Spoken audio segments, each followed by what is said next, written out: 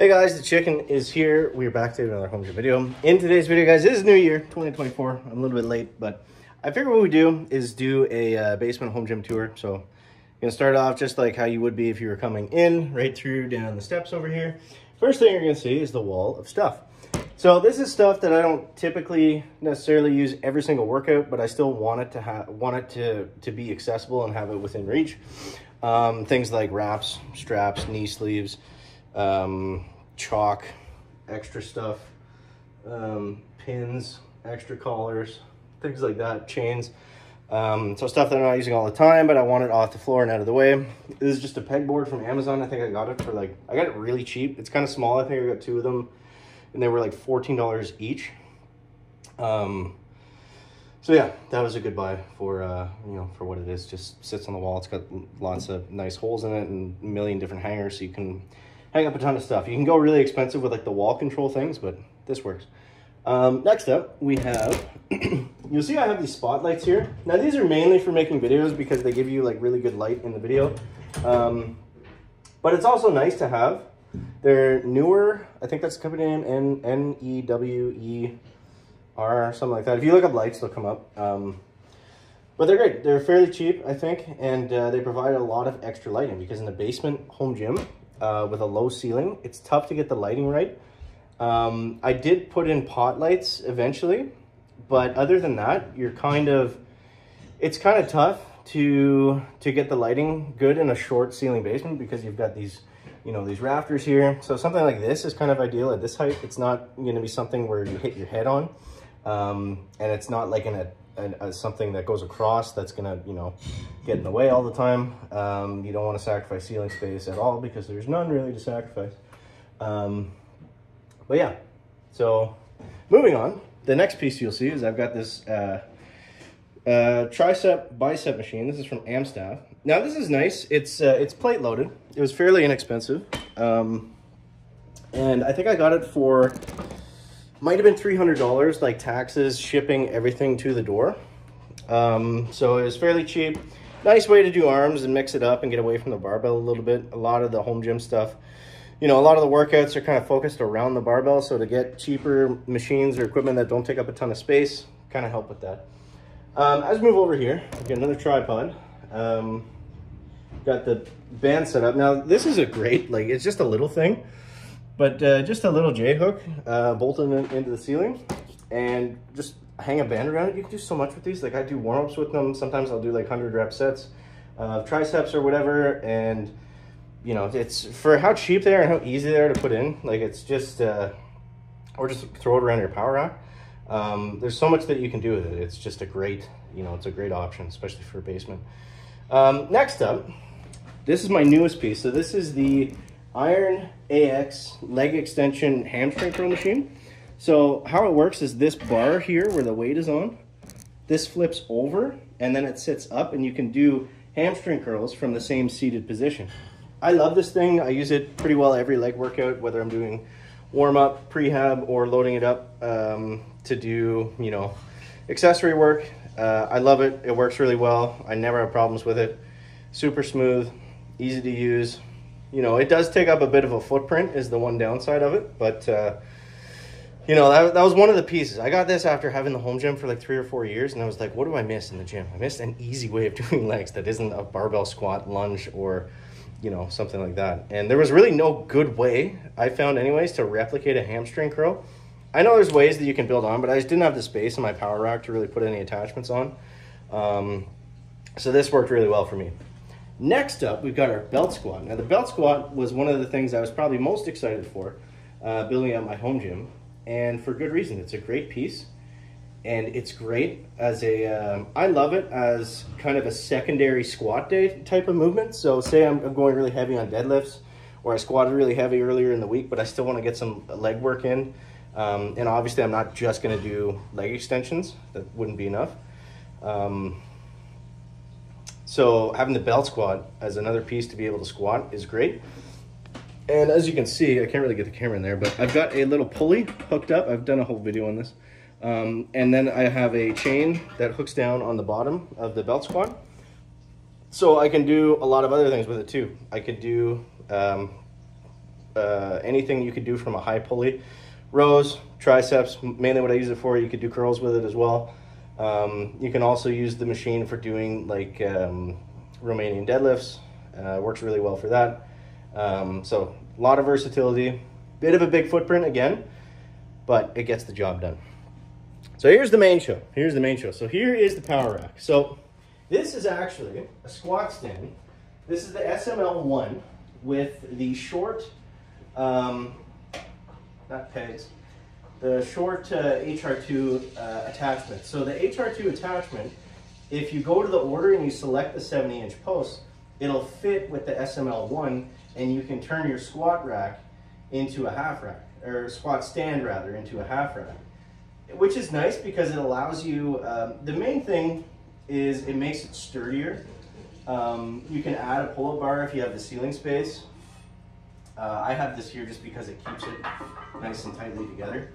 And it's great to get the plate storage as well. So you can put the plate storage on, you're not worried about bumping the bar, and you've got more space. And yeah, I like the openness.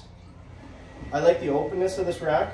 I don't really like squat stands. I definitely prefer racks and half racks specifically, because for me, I find that sometimes when I'm squatting, especially when I'm squatting heavy, sometimes I'll take an extra step back and I don't want to smack into the power rack. I find that very annoying. So for the plates, I've got the Rogue machined Olympic plates. I got these in 2020. They've, for whatever reason, almost, maybe I'm wrong on this, but they've doubled in price since then, which is crazy to me. But I love them. They're beautiful. They make you know, a really good sound when you've got a bunch of them on together. That wasn't the sound. That's the squeaky old leg extension. So yeah, next up, that's kind of a quick view at the rack. You can see behind the rack too, I've got a mirror wall. So those are two 4x6 frameless 3mm mirrors. Very, very delicate. I would suggest if you have an awkward way to bring them in, go with something that's got a frame, because I did almost break these a few times. So that was, yeah, that was kind of scary bringing them down. But they're in and they work. The clock, it's an AccuRite clock. I got it from Amazon. If you search gym clock, it should show up. I think I got that one for like $90. And it's cool. It's one of the things that I always get comments on in here. So next up, we've got our Pepin Fast Series adjustable dumbbells. One of, if not my favorite piece in the home gym. So many things you can do. Typically use them every workout for a warm-up or accessory movement, or for dumbbell pressing, obviously. I didn't spring for the stand for them, which I might do at some point. But for now, I've got this plyometric box from Bells of Steel, which works great. Just as a handy little table to throw stuff on. I initially got that to box squat on it, but then I realized that the box was too big. And you can see I've got that little one back there. It's got the 12-inch feature, which is primarily what I use. I think I use one of the sides on it. I forget which one for box squats. Also, this little box paired up with the belt squat for doing like high reps. Whew, that's one of the best quad workouts I think you can get, like just purely like quad pumps. Very, very nice. And yeah, the Fast Series adjustable dumbbells, I think they're the best dumbbells that you can buy. Yes, they are expensive. Yes, they're overbuilt, but they're beautiful and they're really cool and they work really well. And the feel of them and the look of them is awesome. So yeah, definitely check this out if you guys are looking for heavy adjustable dumbbells. Next up, so I actually have, this is actually a combo rack. Now, admittedly, I don't really use the combo feature that much. I mean, you could bring this bar up here and you could squat out of this rack. It's got the rollers. I've just never done it. I've never had a reason to, really, but it is nice. If you wanted to, the option is there. Or if you have two people in here, or you know, if you're running a powerlifting competition, you have the ability to adjust the heights at the same time. But I love this, the strong arm combo rack, just as a dedicated bench. This is my dedicated bench setup, and I absolutely love it. Now, when I got this, again, all the prices have increased since I got this stuff, so I don't want you guys to think and say like, oh no, like you're, you know, that's 50% more than what you said it was. So So I got this for, I think it was $750. It might be wrong. It might have been $800 or $900 before shipping and tax. So it came to like $1,100 in total. But at the time, there wasn't a lot of options. It was either this or the Monster Light one from Rogue that didn't have as many features and wasn't a, you know, a combo rack. It was just a single, you know, bench.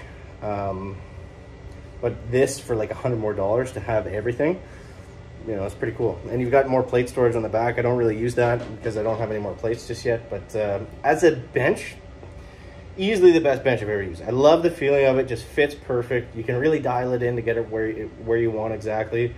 Super safe, totally overbuilt. You know, for a home gym, for one guy benching on it. The spotter arms are really nice. I have had it before where I've had the bar come flying back at me, and it's, you know, caught it, no problem. So,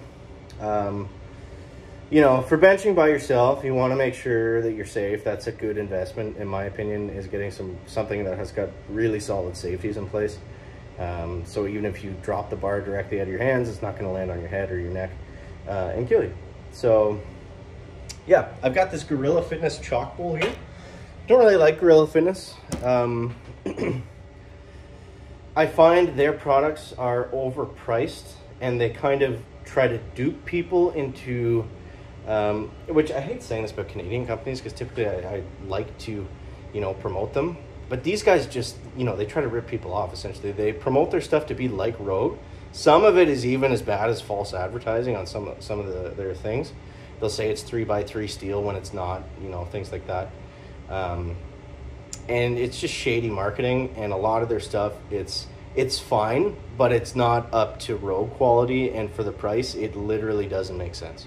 It doesn't make sense why their stuff is overpriced compared to stuff that's, you know, has better quality and is built better, and it's cheaper, and it's also in Canada. So the chalk bowl is fine, no issues. I mean, it's a chalk bowl.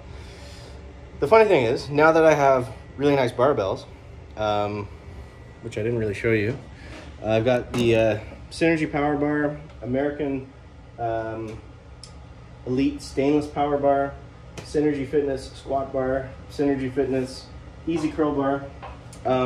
So having a really high quality barbell, when you don't deadlift, like, I don't know, 500, 600 plus, I have found that I don't really need chalk. And I used to love chalk. I used to throw chalk on for everything. I'll still put a little splash on now and then if I'm going for a PR, but that's about it. So, oh, and the radio back there, that's another Amazon pickup. So that's called a garage rocker. Great portable radio, good for like deck parties, or you know, if you want to be able to move it around. You don't want to just be fixed in the gym. Something like that is, you know, it's great. The music on it is awesome. I've never had a problem with it. It just works really well. So I think that's pretty well everything. You know, other than some other stuff, I built some deadlift blocks. You know, they're basically just a box, so it's nothing too crazy, but they do work if I want to do deadlifts from a higher position.